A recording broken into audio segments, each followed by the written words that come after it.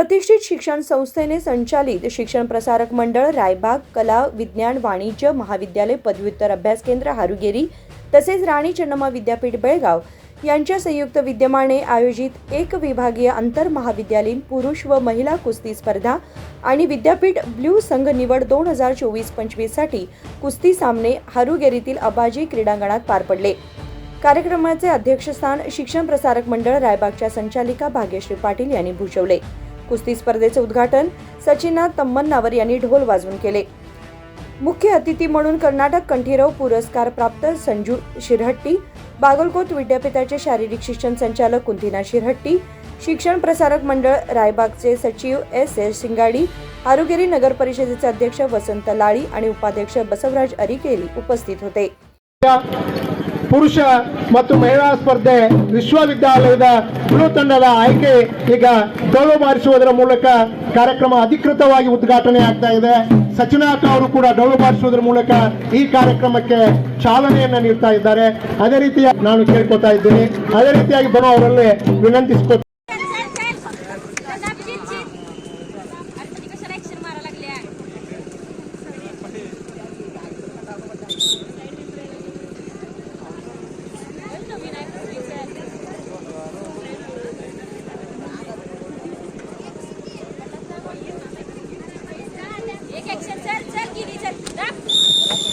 ಈ ಒಂದು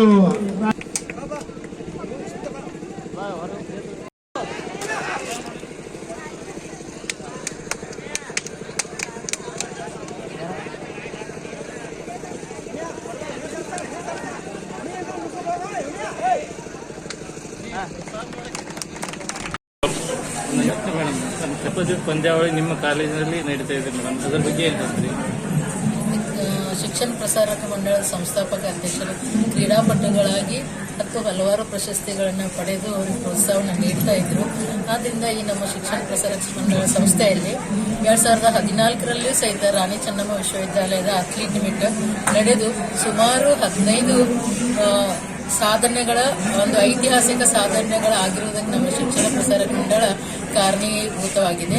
ಅದೇ ರೀತಿ ಈಗ 2024 ಮತ್ತು 25ನೇ ಸಾಲಿನೊಳಗೆ ಸುಮಾರು 84 ಕಾಲೇಜುಗಳು ಬಾಗಲಕೋಟೆ ಮತ್ತು ಬೆಳಗಾವಿ ಜಿಲ್ಲೆಯಿಂದ 84 ಕಾಲೇಜುಗಳು ಇಲ್ಲಿ ಭಾಗವಹಿಸಿ ಕುಸ್ತಿಪಟುಗಳು ಈ ಒಂದು ಅಬಾಜರ ಕ್ರೀಡಾಂಗಣದಲ್ಲಿ ತಮ್ಮ ಕುಸ್ತಿ ಪ್ರದರ್ಶನವನ್ನು ಮಾಡಿ ರಾಜ್ಯ ಯೂನಿವರ್ಸಿಟಿಗೂ ಹಾಗೂ ನಮ್ಮ ಸಂಸ್ಥೆಗೂ ಹೆಸರು ತರುವಂತಹ ಕಾರ್ಯವನ್ನು ಮಾಡ್ತಾ ಇದ್ದಾರೆ।